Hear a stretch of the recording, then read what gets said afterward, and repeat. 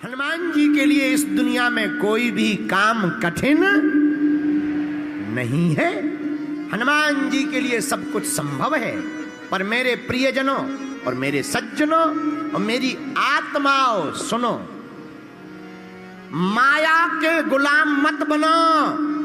तुम्हें बनना ही है तो माधव के गुलाम बनो। माया के गुलाम बनोगे तो तुम्हें नाचना पड़ेगा, माधव के गुलाम बनोगे तो भगवान तुम्हारे साथ नाचेंगे। भगवान के पास एक व्यक्ति गया, भगवान कुछ दो। भगवान बोले हमारे पास देने के लिए दो चीजें, एक भक्ति एक माया, बताओ क्या चाहते हो। तो व्यक्ति ने कहा महाराज हमें दोनों का अर्थ समझाओ, भक्ति का अर्थ क्या, माया का अर्थ क्या, माया को पाने से क्या होगा, भक्ति को पाने से क्या होगा।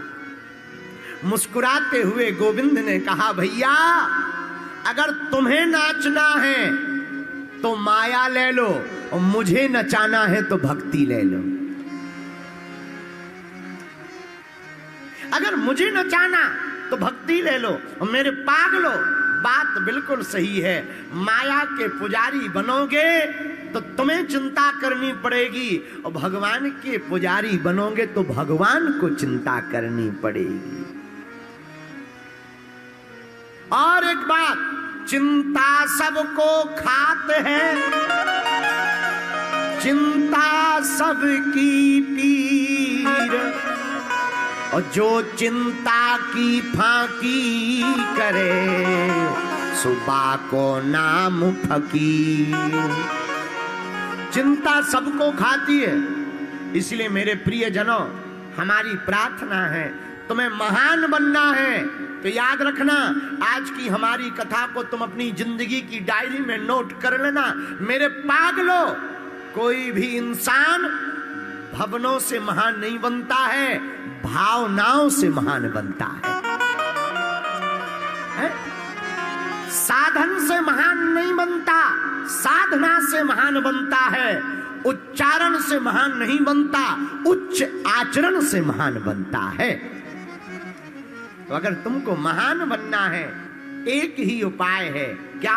प्रभु के चरणों को पकड़ लो। किसको पकड़ लो? अरे जरा जोर से तो बोलो, किसको पकड़ लो? अच्छा महाराज आप कोई उपाय बताइए कि भगवान को पाया जा सके। अरे उपाय क्या बताना, बहुत सरल उपाय है। कौन सा उपाय? एक है हमारी नजर में पोस्टमैन, जो तुम्हें राम जी से मिलवा सकते, तुम्हारी खबर को आदान प्रदान कर सकते। कौन? तुम्हारे भजन राम को पावे, तुम्हारे भजन राम को पावे, तुम्हारे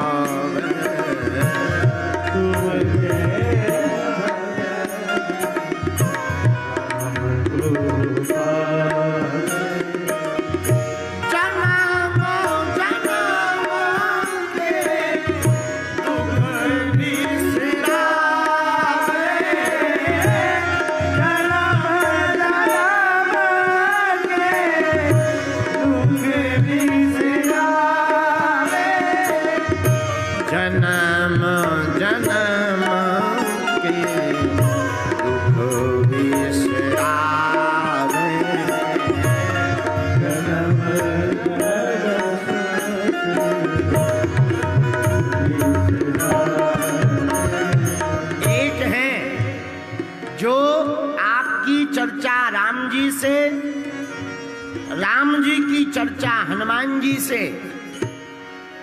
हनुमान जी ही एक ऐसे देवता हैं जो तुम्हारी खबर राम जी तक, राम जी की खबर तुम तक ला सकते हैं। इसलिए हमने आज की कथा में हनुमान जी को पोस्टमैन कहा। क्या कहा? बोलो बोलो बोलो। पोस्टमैन। पोस्टमैन का काम क्या? खबर लाना और ले जाना। हनुमान जी का यही काम है।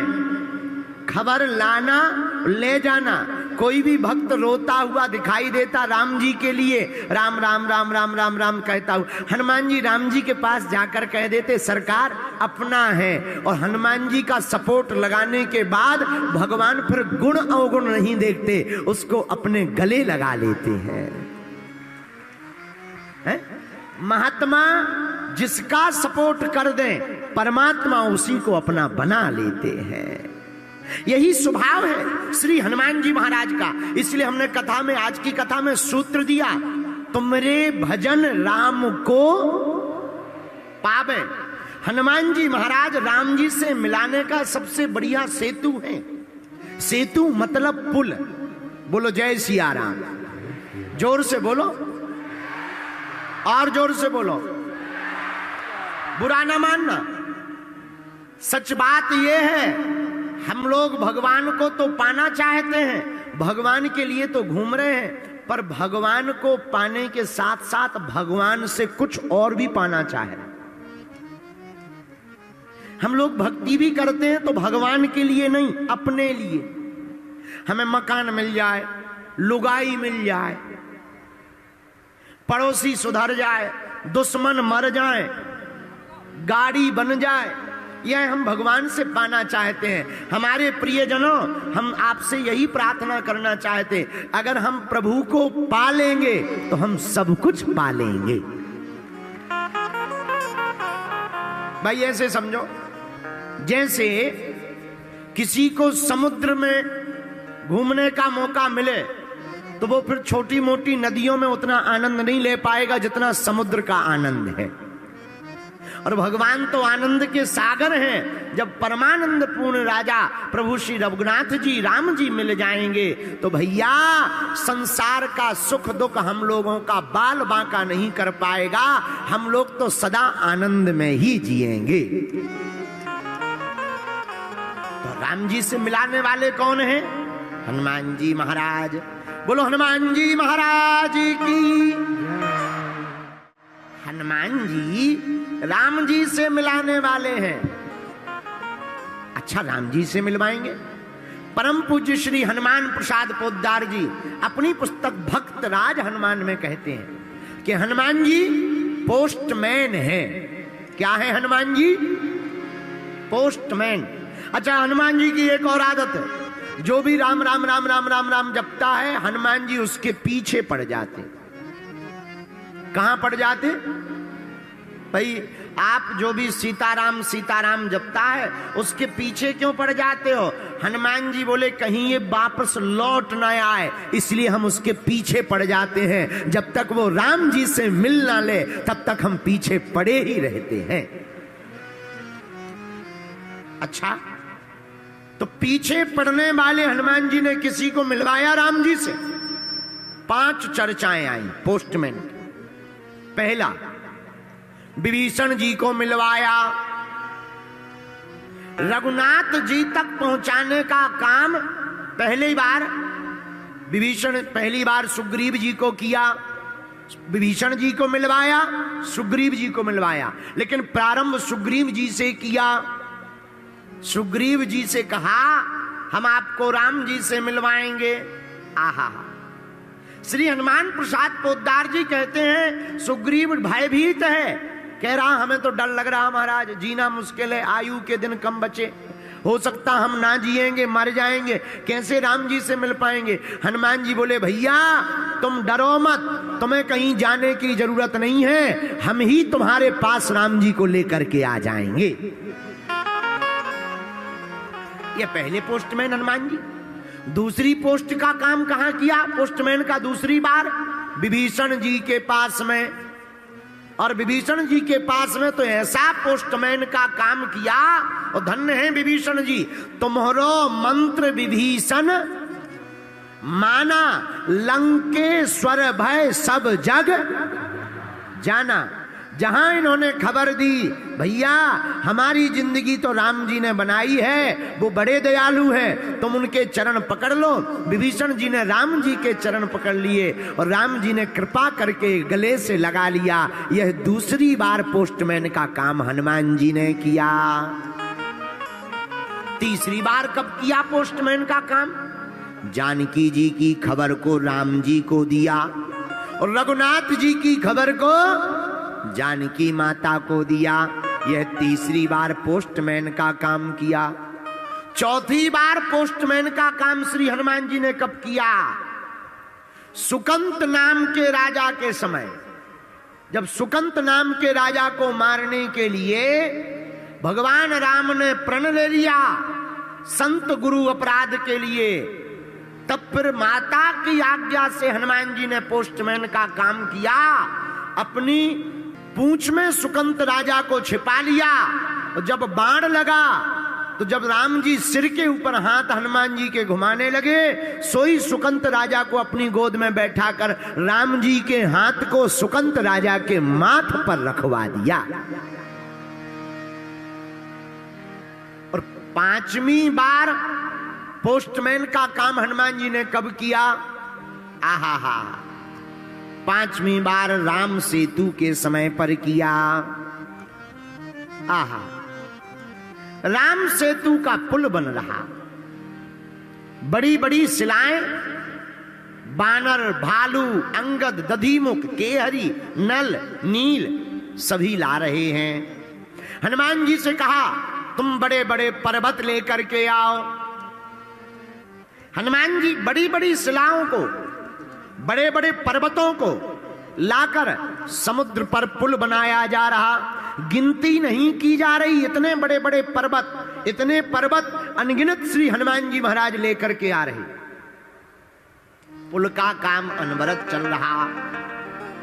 एक पर्वत को लाते समय रास्ते में सूचना मिली हनुमान जी को कि राम जी ने, रघुनाथ जी ने कहा राम सेतु बंधन का कार्य पूर्ण हो गया, अब पर्वत जो जहां है वहीं पर रख दो, यहां लाने की आवश्यकता नहीं है। एक पर्वत को लेकर उड़कर चले आ रहे थे हनुमान जी, उसी पर्वत को वहीं पर रख दिया, बीच रास्ते में रख दिया। वो जगह कौन सी थी? श्री धाम वृंदावन के नजदीक में गोवर्धन। वहां पर पर्वत को रखा तो वह पर्वत प्रकट होकर रोने लगा। क्या बात है, क्यों रो रहे हो?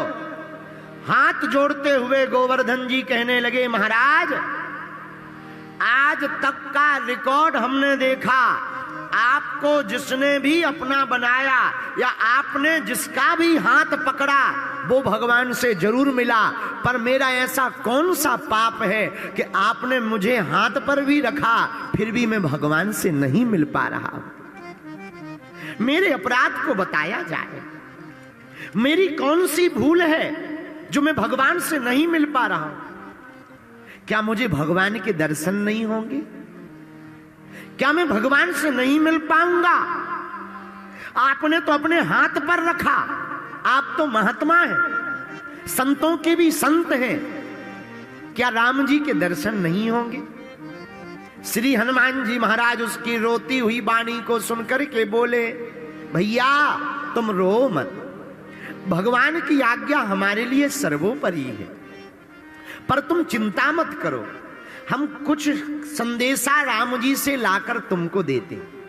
राम जी के पास गए, सरकार सब पर्वतों को स्वीकार किया, पर एक गोवर्धन नाम का पर्वत हम ला रहे थे सेतु बंधन के लिए, आपने मना कर दिया, हमने उसे बीच रास्ते में रख दिया सो तो कोई बुराई नहीं है, पर वो रो रहा है बेचारा, आंखों में आंसू भर के कह रहा क्या हमें भगवान के दर्शन नहीं मिलेंगे? राम जी बोले, भैया हनुमान, सेतु बंधन का काम तो पूरा हो गया, लेकिन अगर वह पर्वत रो रहा और तुमने उसे अपने हाथ पर रखा तो तुमने तो अपने हाथ पर रखकर अपने सम में रखा होगा, जाकर के तुम वचन दे आओ, हम द्वापर युग में जब श्री कृष्ण अवतार लेकर के आएंगे उस पर्वत को दर्शन भी देंगे और अपनी उंगली पर उठाकर अपने सिर पर रखेंगे। हम सम में नहीं, तुम महात्मा हो, महात्मा जिसे स्वीकार कर ले उसे हम सिर पर रखेंगे। हनुमान जी की आंखों से आंसू आ गए। आहा, गोवर्धन पर्वत के पास आए, भैया तुम्हारे भाग्य खुल गए। क्या भाग्य खुल गए महाराज? क्या राम जी ने हमें बुलाया है? नहीं नहीं नहीं, जाना तो कैंसिल हो गया, टिकट तो कैंसिल हो गई, फ्लाइट बुक हो गई, जाना कैंसिल है, तो क्या हमें दर्शन नहीं मिलेंगे? अरे नहीं भैया, वचन दे दिया रघुनाथ जी ने।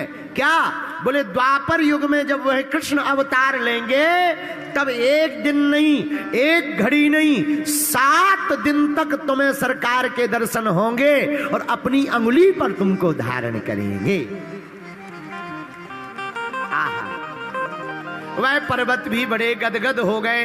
इस कथा से सिद्ध होता है मेरे प्रियजनों, मेरी आत्माओं, महात्मा जिसको गले लगा ले उसे परमात्मा भी गले लगा लेते हैं।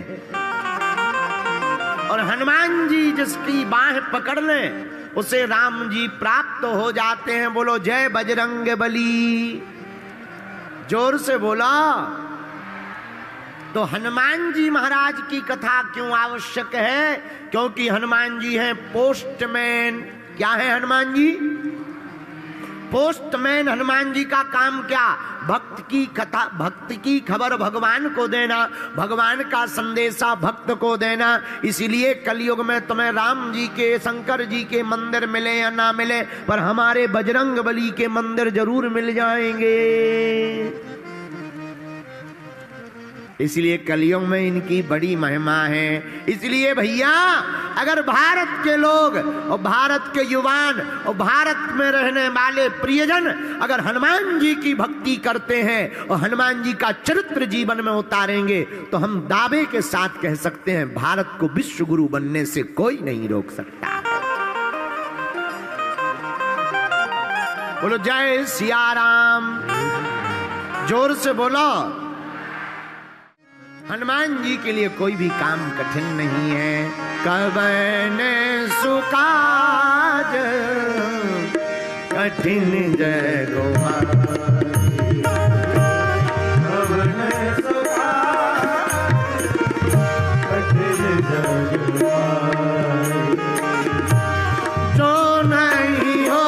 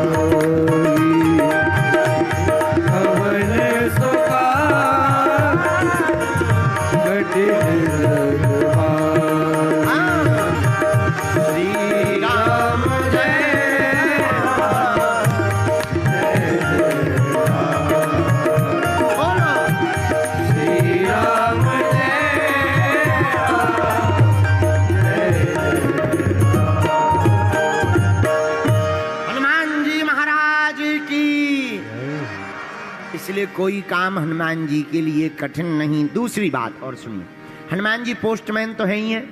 एक बात और बहुत ध्यानपूर्वक सुन लो। वर्तमान में, कलिकाल में, कलयुग में अगर कोई देवता प्रत्यक्ष रूप में है तो वो केवल हनुमान जी हैं, क्योंकि अजर अमर है। अजर अमर गुण निधि सुत हूं, सप्त चिरंजीवियों में एक हैं। इसलिए वर्तमान में कोई जीवंत देवता, प्रत्यक्ष देवता सन्मुख हैं तो वो हनुमान जी हैं भैया। इसलिए कलिकाल में हनुमान जी की भक्ति करने वाले साधक को राम जी भी प्राप्त होंगे और हनुमान जी की कृपा भी प्राप्त होगी।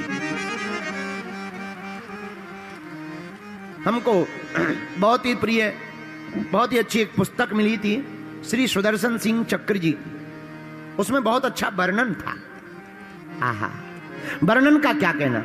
वो अपनी पुस्तक में लिख रहे हैं कि हनुमान जी बाल्यकाल से ही अद्भुत, जब बचपन में छोटे से बालक थे हनुमान जी, और उनको जब माताएं या गांव के लोग जो आसपास रहने वाले लोग थे वनवासी, वो गोद में लेते थे तो उनका ज्वर मिट जाता था।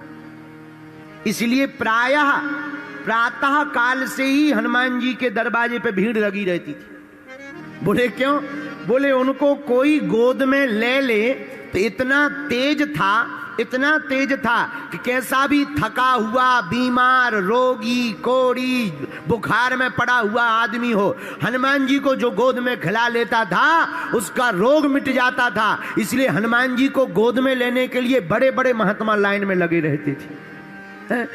कितनी अद्भुत बात है। जो बचपन में ही पीड़ा मिटाने वाले, संकट हरने वाले हों, वो तो वर्तमान में भी संकट मोचन है। इसलिए भैया ऐसे हनुमान जी की भक्ति करने वालों के आसपास तो संकट आ ही नहीं सकता है। बोलो जय सिया राम। लेकिन हम लोगों की पूजा भी आजकल बड़ी विचित्र हो गई। एक संत जी हमसे कहते थे बड़ी विचित्र बात, तन से पूजा कर रहे, मनवा गया बाजार, और कैसे रीझे सांवरा, जुड़े न दिल के ताल। ज्यादातर लोग तन से पूजा करते हैं, मन का पता नहीं कहां घूम रहा है। पता लगा कि मन घूम रहा सांचौर की चाट खा रहा है, फुल्की पी रहा है। फिर बाद में मिलते हैं, गुरुजी इतने दिन हो गए हनुमान जी की कृपा नहीं हो रही। ठटरी के बरे हनुमान जी की कृपा पानी है तो तन से पूजा की आवश्यकता नहीं है। हनुमान जी की कृपा को पाने के लिए मन से पूजा की आवश्यकता है। एक आदमी और हमें मिला, यही राजस्थान का, हमारे बागेश्वर धाम पे आया। हमने कहा और बताओ सब ठीक है? बोले कहां ठीक है, सब बेकार है। हम कहा नहीं बेकार तो है, और हनुमान जी की भक्ति करो ठीक हो जाएगा। अरे बोले 20 साल से कर रहे हैं, रोज प्रसाद चढ़ाते हैं, आज तक कुछ नहीं हुआ। हमने कहा कुछ नहीं हुआ? बोले कुछ नहीं हुआ। हमने कहा प्रसाद में क्या चढ़ाते हो? बोले नारियल। हम कहा सीधा चढ़ाते हो या फोड़ते हो? बोले नहीं नहीं फोड़ते हैं। हम कहा तुम्हारी ठटरी बरे। बोले क्यों? हम कहा खोपड़ी तुम हनुमान जी को चढ़ा जाते हो, गरी गोला अपनी लुगाई को खिलाते हो। खोपड़ी तुम हनुमान जी को दे जाते हो, गरी गोला तुम खुद खाते हो, लुगाई को खिलाते हो, और कहते हो कि हनुमान जी की कृपा नहीं हो रही है। हम प्रार्थना ये करना चाह रहे, हनुमान जी नारियल से प्रसन्न नहीं होंगे। नारियल तो एक समाधान है, एक माध्यम है। नारियल फोड़ने से भगवान की कृपा नहीं होती, नारियल जैसा बन जाने से कृपा होती है कि बाहर भले ही कठोर रहो पर अंदर तो नारियल जैसा कोमल होना चाहिए। ये नारियल का महत्व है। नारियल चढ़ाने का मतलब ये नहीं है। कई लोग, बहुत से लोग हमें मिलते हैं, अब हम ही को फंसते हैं, क्या बताएं। एक आदमी और हमें मिला, बोला पंडित जी। हमने कहा हाँ जी। बोले अगर हमारा काम हो जाएगा तो हम हनुमान जी को जो है 5 किलो लड्डू घी के चढ़ाएंगे। तो हमने कहा देखो पहली बात तो ये कि हनुमान जी तुम्हारे घी के लड्डुओं के भूखे नहीं है, और दूसरी बात अपना काम बताओ। बोले काम ये है कि हमारी जमीन बिक जाए पर महंगी बिक जाए। हम कहा हनुमान जी को अगर जमीन ही बिकवानी होगी और महंगी बिकवानी होगी, तुम्हारी क्यों बिकवाएंगे, हमारी नहीं बिकवाएंगे। अरे हनुमान जी की कृपा अनुबंध से नहीं होती कि आप भगवान से कॉन्ट्रैक्ट करो कि तुम ऐसा कर दो भगवान तो हम ऐसा कर देंगे, तुम हमारा ऐसा काम कर दो तो हम झंडा चढ़ाएंगे, तुम हमारा ऐसा काम कर दो तो हम दंड भरते आएंगे, तुम हमारा ऐसा काम कर दो तो हम मंदिर बनाएंगे। अरे हनुमान जी की कृपा अनुबंध से नहीं होती, हनुमान जी की कृपा तो संबंध से होती है। हाँ, इसको तो अनुबंध कहते हैं। ये तो बिजनेसमैनों में होता है, व्यापारियों में, कि तुम हमारा बिजनेस का सामान ले लो हम तुम्हें गिफ्ट देंगे, ये कर दो तो हम वो करेंगे। ये बिजनेसमैनों में होता, भक्त और भगवान में नहीं होता है। भक्त और भगवान तो स्वतंत्र होते हैं भैया। भक्त तो भगवान पर सर्वस्व लुटा देता है, और भगवान भी ऐसे हैं कि वो अपनों भक्त को जी भर करके दे देते हैं। बोलो जय सिया राम, जोर से बोलो। और जो भक्त भगवान के भरोसे होता, ऐसे समझो, मेला में एक 5 साल का बच्चा गया, एक 15 साल का, एक माताजी के दोनों बेटे, एक 15 साल 20 साल का था, एक 5 साल का। मेला बहुत भरा हुआ था, पर माताजी की नजर बार बार 5 वर्ष वाले बच्चे पर जा रही थी। जो 5 वर्ष का बालक था उसी पर नजर जा रही थी, ये गुम ना जाए, गायब ना हो जाए, भग ना जाए, चोट ना लग जाए, कहीं गिर ना जाए। बार बार हाथ पकड़कर 5 वर्ष के बच्चे को माताजी कभी गोद ले लें, कभी उंगली पकड़ लें, कभी सिर पर हाथ रख ले में। क्यों? क्योंकि 15-20 वर्ष का बच्चा तो सब अपने मन से करेगा, पर 5 वर्ष का बच्चा तो अपने मन से नहीं कर पाएगा, उसकी चिंता माँ को होती है। उसी प्रकार भैया, तुम ज्ञानी बनोगे तो तुम्हें स्वयं सब कुछ करना पड़ेगा, और तुम ध्यानी बनोगे तो तुम्हारी परवाह भगवान को करनी पड़ेगी। कल हम लोग कमरे में बैठे बैठे परम पूज्य श्री बक्सर वाले मामा जी की चर्चा कर रहे थे। श्री नारायण दास भक्त माली जी महाराज, आहा कितने अद्भुत महात्मा हैं। उनकी चर्चा जब आप लोग कर रहे थे तो हमें उनकी कुछ भारत में अभी भी कुछ संत दर्शनीय है, बाकी तो भैया प्रदर्शनीय है। बुरा न मानना सांचौर वाले लोगों, तुम हमारी आत्मा हो, हम सच बात बोल रहे हैं। साधु हो जाना कठिन नहीं है, साधु बन जाना बहुत कठिन है। कपड़ा पहन लेना बहुत सरल है, बाल रखा लेना सरल है, माला पहन लेना सरल है, लेकिन भजन जीवन में उतारना और संत का आचरण जीवन में उतारना बहुत कठिन है। बोलो सीताराम, जोर से बोलो। अभी भी अपने भारत में परम पूज्य जैसे पथमेड़ा वाले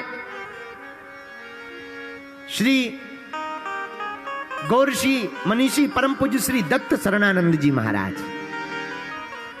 क्या अद्भुत विभूति है। कभी फोटो टीवी पर नहीं आती, कभी फोटो नहीं खिंचवाते, कभी स्पर्श नहीं करवाते। क्या नियम है, क्या परंपराएं हैं। भारत में कुछ ही महात्मा हैं जो दर्शन करने योग्य हैं। आज ही आते समय हमारी बात बरसाने वाले परम पूज्य श्री विनोद बाबा जी से हो रही थी। आहा, क्या विभूति है। श्री राधा रानी जी की कितनी अद्भुत भक्ति है। बात करते करते ही उनके नेत्र सजल हो जाते। 18 घंटे श्री राधा रानी जी का भजन करते, एक ही झोपड़ी में पड़े रहते, ब्रज छोड़कर कहीं बाहर नहीं जाते। भैया, ऐसे संतों का भारत में अब होना बड़ा कठिन है। चाहे वो पथमेड़ा वाले महाराज जी हो, चाहे वो बरसाने वाले पूज्य श्री विनोद बाबा जी हो, चाहे वह जगत गुरु तुलसी पीठाधीश्वर चित्रकूट वाले पूज्य गुरुदेव भगवान हो, चाहे वह मलूक पीठ वाले पूज्य महाराज जी जगत गुरु द्वाराचार्य श्री राजेंद्र दास जी महाराज जी हो। ऐसे संतों के दर्शन वर्तमान के समय में सतयुग स्वर्ण काल युग है। इस कलिकाल में ऐसे संतों के दर्शन करना ही परमात्मा के दर्शन करना है। बोलो जय सिया राम। तो हम आपको बता रहे थे कि भगवान को चिंता होती है, तो मामा जी का एक वाकिया है। जिन संत के बारे में हम बता रहे, उनका शरीर तो नहीं है पर वो आज भी है। बिहार प्रांत के बक्सर जिले में पांडेपट्टी नामक गांव में आपका जन्म हुआ था। श्रीमन नारायण चतुर्वेदी जी के यहां। आहा, बड़े अद्भुत महात्मा। गुरुजी ने इनका नाम श्री नारायण दास भक्त माली जी रखा। होमगार्ड की नौकरी करते थे। नौकरी छोड़ दी और गीतों को संगीतों को गा गा कर मंदिरों में जाकर के भगवान के भजन सुनाने लगे। आर्थिक स्थिति ठीक नहीं थी। भक्तमाल जी की कथा पढ़ने के लिए वृंदावन आना था, तो यह पटना रेलवे स्टेशन पर गए। तो टिकट के लिए रुपया तो थे नहीं, पर इन्होंने सोचा अब जो होगा श्री किशोरी जी कृपा करेंगी, अब वहीं देखा जाएगा। और पटना रेलवे स्टेशन पर आकर बैठ गए। अब टिकट है नहीं, कैसे जाएं? महात्मा आदमी कहीं टीसी पकड़ ले, बेइज्जती कर ले, जेल में डाल दे, अच्छा नहीं लगेगा। वहीं एक कोने में रेलवे स्टेशन पर बैठकर आंखों में आंसू भरकर रोने लगी। श्री किशोरी जी को प्रणाम करने लगे और आंखों में आंसू भरकर रोने लगे। भैया, आपने अपने मुंह से खुद इस घटना को कई बार कहा। भक्तमाली जी कहते हैं कि हमारे सामने बैठे हुए एक सरदार जी उठे और झट से अपनी टिकट निकालकर बोले, क्यों बाबा, दिल्ली जाना है क्या? तो श्री मामा जी बोले कि हमको दिल्ली नहीं जाना, हमको तो वृंदावन जाना है, पर आप क्यों पूछ रहे? तो सरदार जी बोले, महाराज, हमें कोई जरूरी काम आ गया और हमारी टिकट दिल्ली तक की है, हमें जरूरी काम से वापस जाना है, हमारा फोन आ गया, अगर तुम्हें दिल्ली जाना हो तो ये टिकट हमारी ले लो, हमारी टिकट स्लीपर में है, बढ़िया रिजर्वेशन है, रिजर्वेशन में बैठ करके चले जाओ। मामा जी कहते हमारी आंखों से आंसू आ गए। धन्य है किशोरी जी की कृपा कि अचानक सब व्यवस्था कर दी और उन्होंने टिकट ली और श्री धाम वृंदावन पहुंच गए। भैया, इस घटना से हम आपको ये बताना चाह रहे हैं कि अगर तुम भगवान के भरोसे रहोगे तो तुम्हें अपनी चिंता स्वयं नहीं करनी पड़ेगी, भगवान को तुम्हें तुम्हारी सारी चिंता करनी पड़ेगी।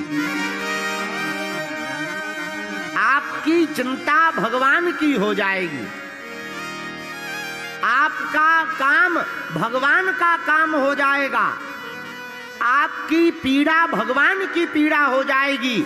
और सांचौर के पागलों, मेरी आत्माओं, हम हाथ जोड़ करके तुमसे प्रार्थना करके कहना चाह रहे, अगर तुम हनुमान जी के हो जाओगे तो तुम्हारी चिंता तुम्हारी नहीं, हमारे वीर बजरंगबली की हो जाएगी।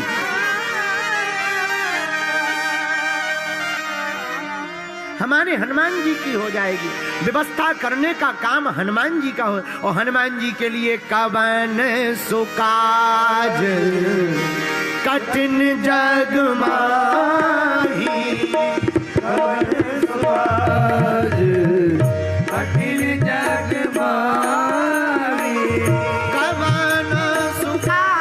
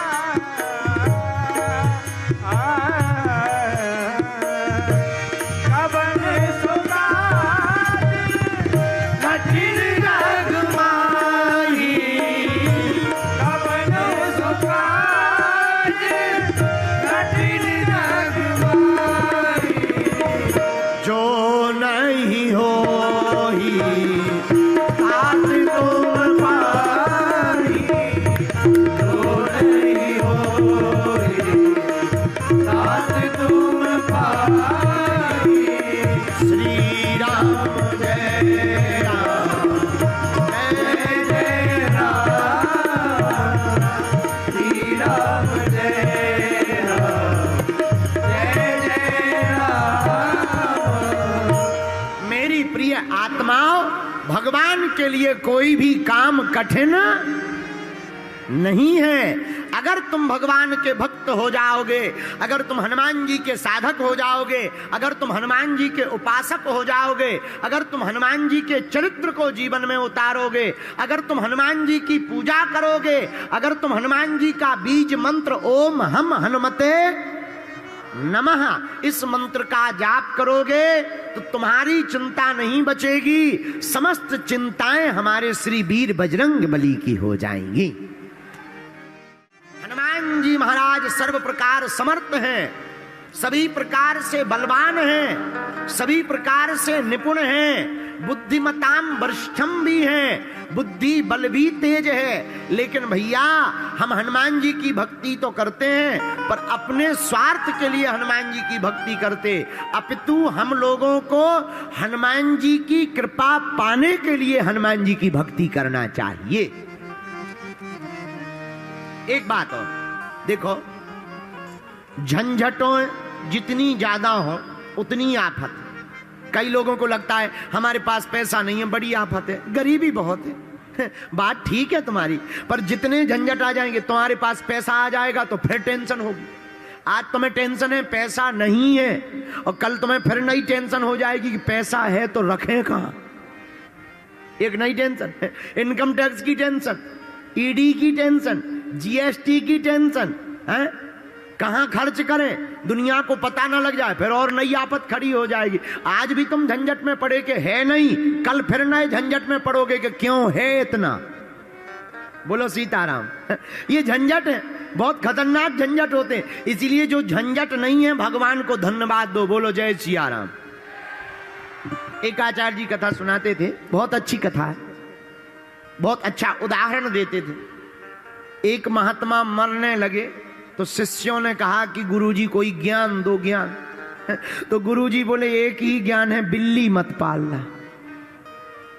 एक ही ज्ञान है, क्या नहीं पालना? बोलो बोलो, बिल्ली मत पालना। अब वो महात्मा मर गए। अब शिष्य बड़ा हैरान कि गुरुजी कह गए बिल्ली मत पालना, लेकिन आज तक समझ में नहीं आया कि बिल्ली क्यों नहीं पालना। दूसरे महात्मा ने बताया, बोले हम तुम्हारे गुरुजी को जानते हैं, हमें पता है हकीकत। बोले क्या?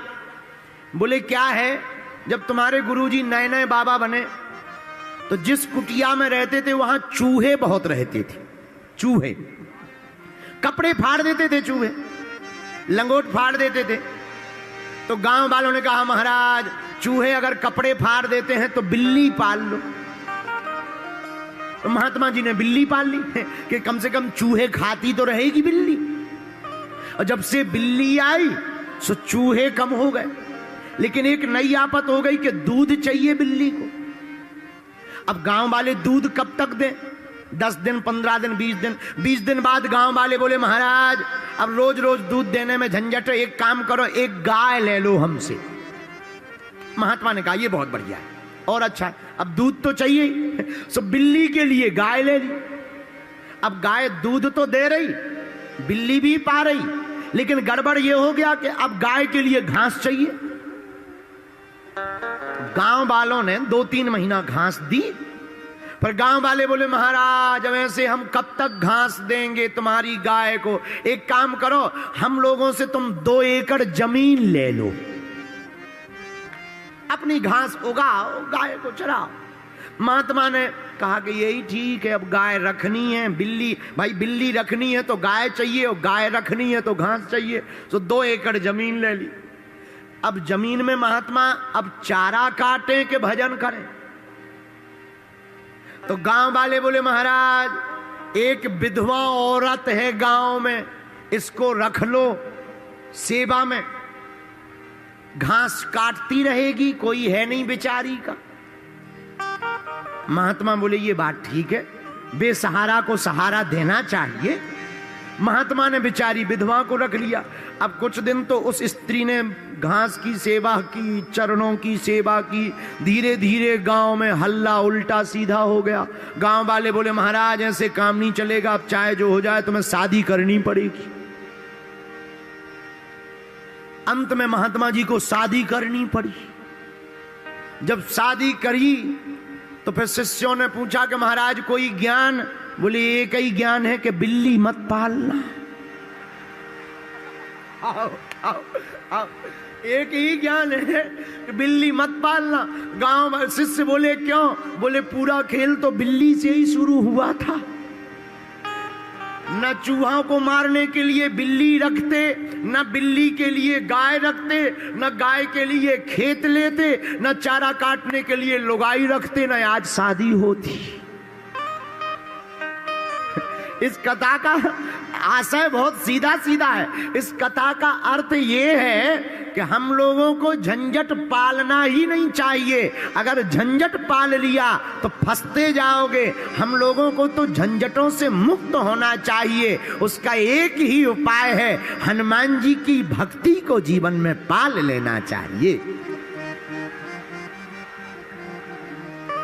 बोलो सीताराम, जोर से बोलो, और जोर से बोलो, और जोर से बोलो। इसलिए भैया किसके चरण पकड़ना है हम लोगों को? क्योंकि इनके लिए दुनिया में कोई भी काम कठिन नहीं है। मीराबाई के लिए कौन सा काम कठिन रहा? अरे कोई काम कठिन नहीं रहा मीराबाई के लिए। खूब झंझट आए, राणा ने विष दिया, मानो अमृत पिया, पी गई, सांप भेजे गए, नाग भेजे गए, पर धन्य है मीराबाई, वो तो गोविंद के चरण पकड़े थी। तो सारी चिंता मीराबाई की नहीं, विष भी अमृत बन गया, इसकी चिंता भी हमारे गोविंद ने की।